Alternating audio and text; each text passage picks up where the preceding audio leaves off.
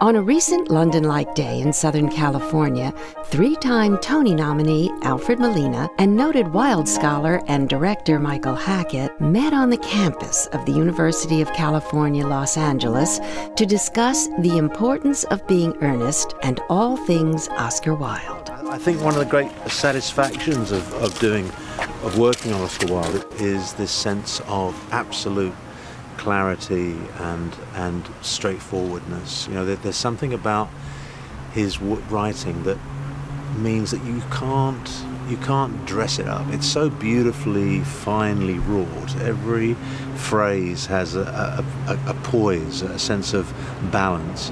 You know, the whole notion of the bon mot. You know, most people will recognise, you know, I can resist everything except temptation itself. I think I've read that Wilde actually practiced before he would go to dinner parties his bon mot. Oh yes. Well, but the thing is, he came from a society where wit, the ability to be witty, to talk in a vivacious, bright, intelligent, sophisticated, funny way, was a great social skill. I mean, it was almost as important, if not more important, than a formal education. It was a social skill that meant that you'd be invited again. But I remember we had a conversation many moons ago about the importance of being earnest that struck me as really interesting, which was this notion of subversion, of subversiveness, that, you know, that there were characters in the play that represented pillars of Victorian society. Well, Lady Bracknell, of course, represents society, and especially aristocratic society, and Miss Prism represents education. Right. Reverend Trasable represents the church. And in the original four-act version, there's also a lawyer or a solicitor. So he represents the legal system. I didn't know that. Yeah, definitely. Wilde is, with his extraordinary humor, undoing these, what you call pillars of the social system. And he sort of decimates them, that then leaves the young people on the stage with Gwendolyn and Cecily and Algy and with Jack.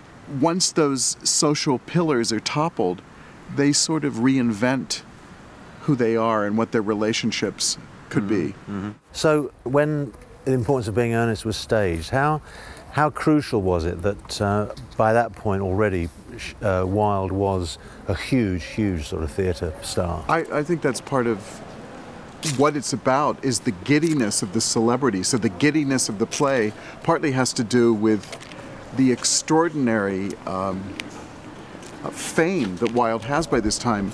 And something unprecedented happened. This was in 1895 when this play was premiered.